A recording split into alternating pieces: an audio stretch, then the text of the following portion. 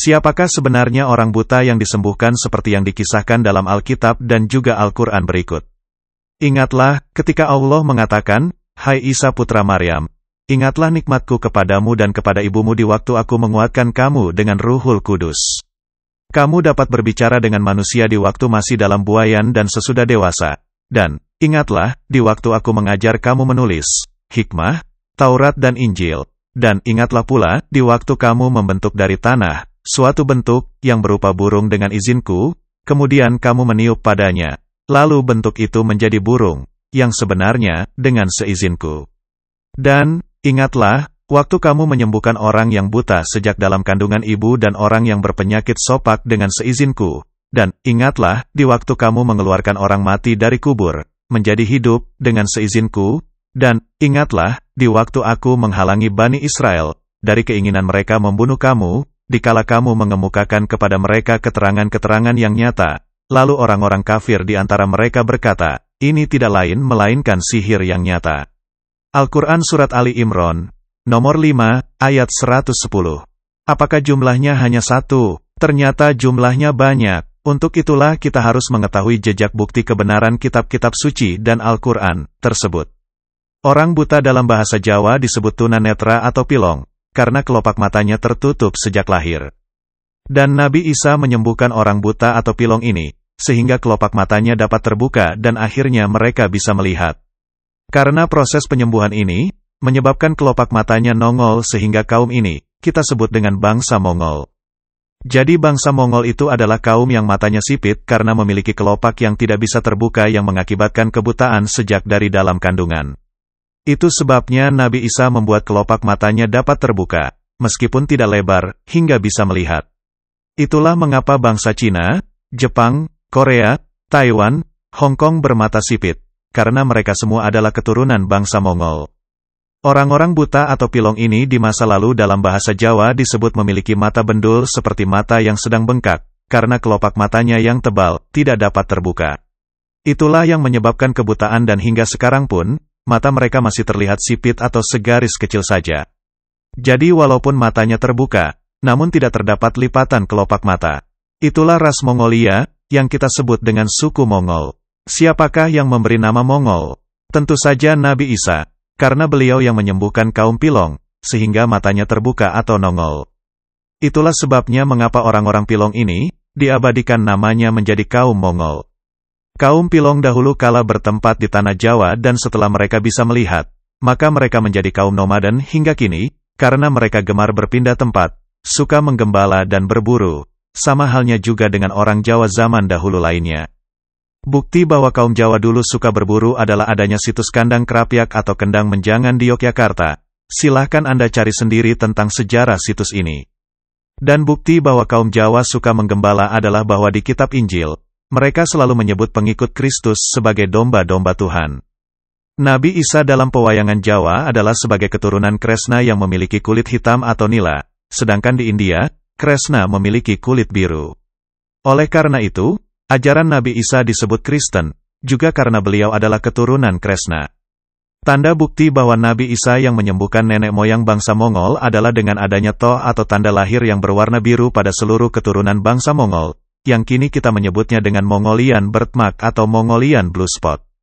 Inilah stempel dari Nabi Isa bahwa dahulu Nabi Isa telah menyembuhkan orang-orang Mongol dari kebutaan, yaitu tanda biru dari Nabi Isa.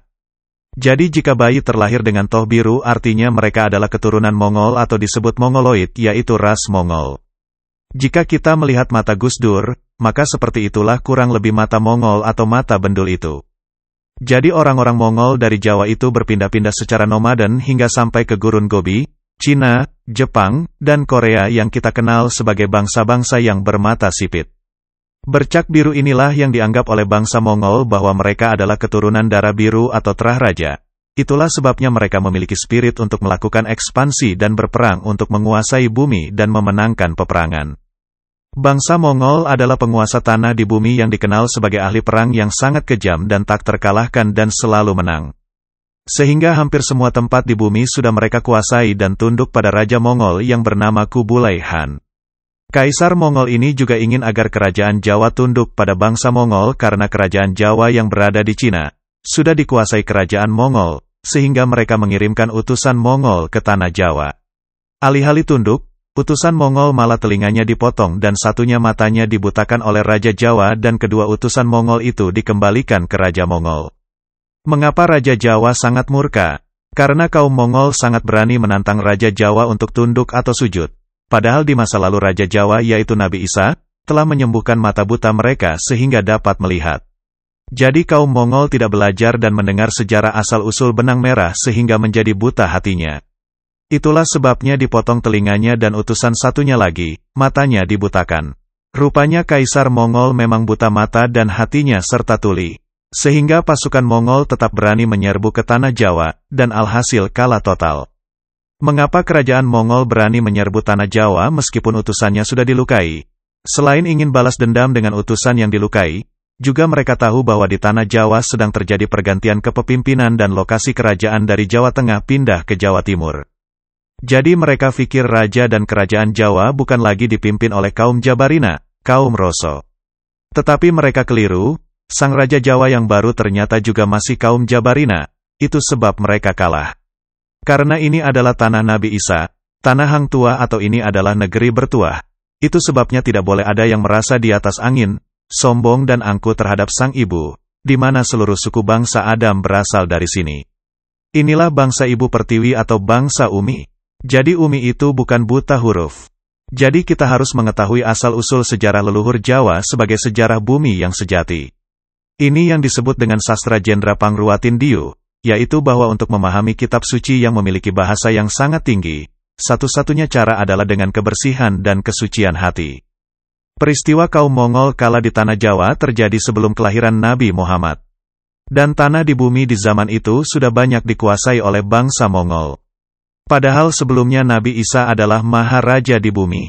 Karena bangsa Mongol melakukan ekspansi ke seluruh bumi, maka terjadilah asimilasi antara bangsa-bangsa yang dikuasai dengan bangsa Mongol.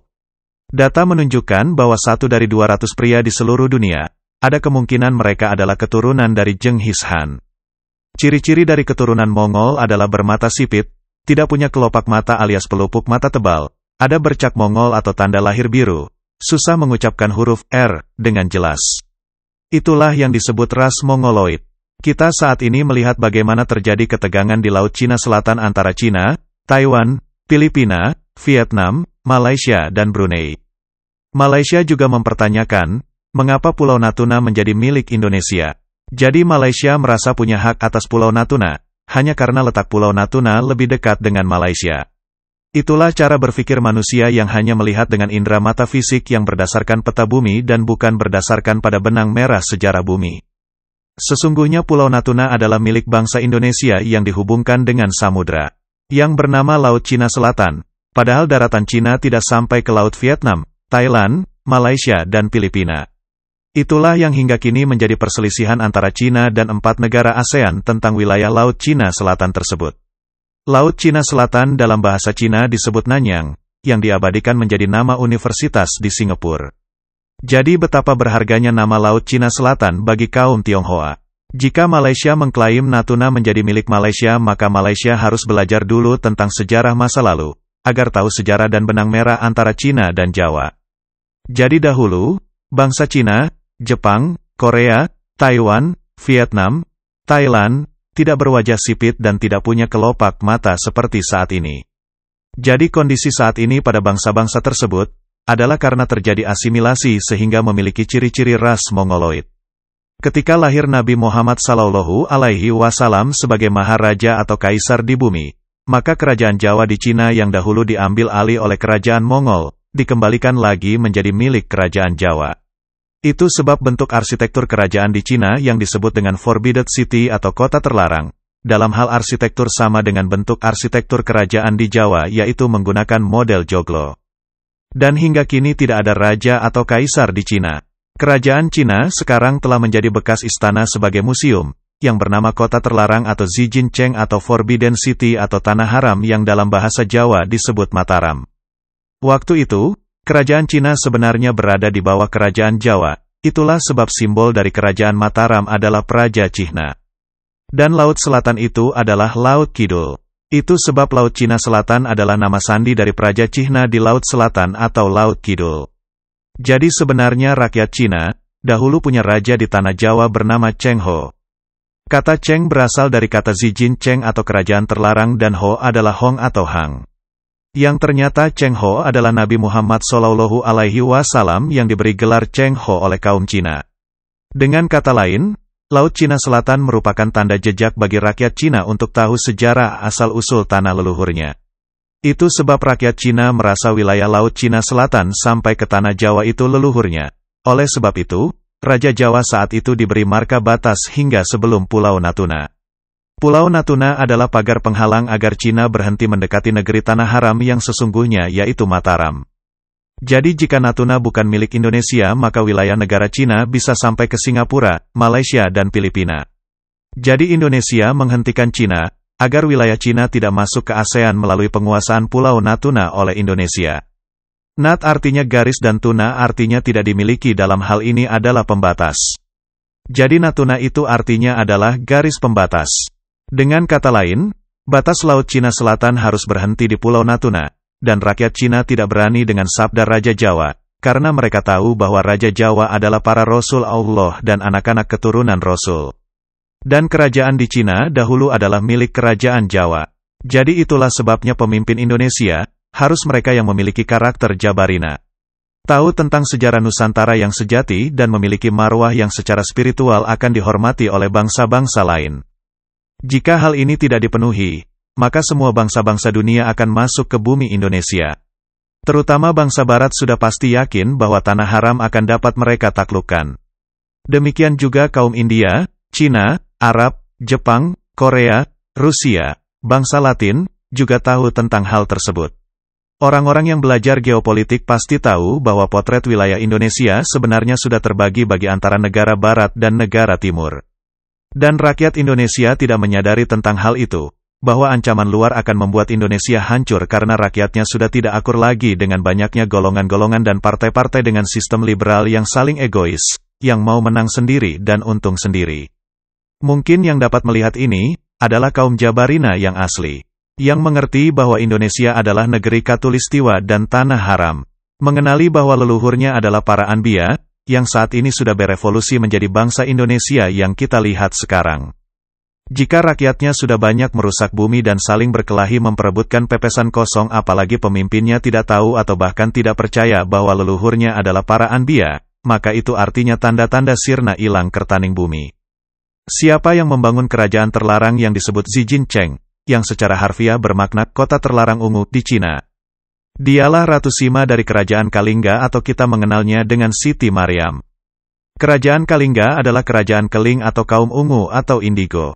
Itulah sebabnya kerajaan terlarang disebut Zijin Cheng atau kerajaan kota terlarang ungu. Bentuk arsitekturnya adalah rumah joglo yang terbuat dari kayu jati, dengan pernak-pernik bangunan rumah yang sama dengan yang ada di tanah Jawa. Ratu Sima adalah Dewi Kali. Jadi penanda atau tanda identifikasi bahwa kerajaan Cina dibangun oleh Ratu Sima yaitu kerajaan tersebut dikelilingi oleh kali atau sungai di sisi bawah dan lingkungan kerajaan. Itu sebab di Zijin Cheng terdapat sungai air emas. Dengan hilangnya raja keturunan Jawa di Cina, maka hilanglah air sungai emas di kerajaan Zijin Cheng. Untuk mengetahui benang merah sejarah kerajaan Jawa di Cina, hal ini terhubung dengan samudra yang dikenal namanya sebagai Laut Cina Selatan. Perhatikan tiga kata tersebut. Jika laut plus selatan digabungkan maka akan menjadi Laut Selatan yang dalam bahasa Jawa disebut Laut Kidul yang adalah laut di selatan Pulau Jawa. Sedangkan kata Cina atau China, sama dengan kata Cihna yang merupakan semboyan dari kerajaan Jawa yaitu Praja Cihna. Jadi Praja Cihna, dahulu adalah simbol kerajaan Kalingga yang diabadikan hingga kini. Nama lain Zijin Cheng atau kota terlarang ungu adalah bintang Polaris.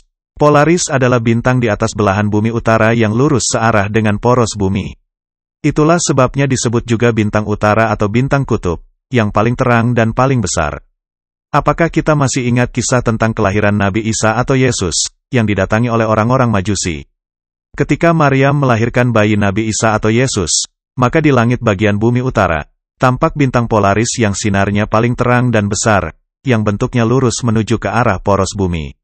Polaris berjarak kira-kira 430 tahun cahaya dari bumi, dan sebenarnya merupakan sistem multibintang. 3 orang kaum Majusi ini mengikuti arah bintang Polaris menuju ke arah poros bumi atau disebut dengan Holing. Jadi sebenarnya 3 Majusi ini tidak tahu tentang peristiwa kelahiran Nabi Isa, karena mereka berada di bumi bagian utara. Mereka hanya melihat bintang terang dan besar di langit yang tidak pernah mereka lihat, karena bintang Polaris hanya muncul 430 tahun sekali. Jadi mereka ingin tahu, ada hal besar apakah yang terjadi dengan adanya tanda langit tersebut.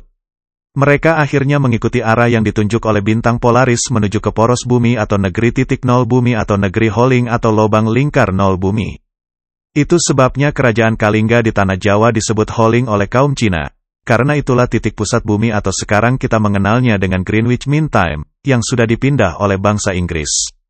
Dengan kata lain, posisi GMT saat ini adalah posisi yang menyesatkan seluruh manusia di bumi. Karena Nabi Isa bukanlah lahir di Inggris dan beliau juga bukanlah orang Eropa. Itulah sekali lagi bahwa peristiwa pemindahan GMT itu menunjukkan bahwa karakter bangsa Barat itu merusak pedoman yang sudah ada dan mereka melakukan pertumpahan darah dengan melakukan makar untuk membunuh Yesus.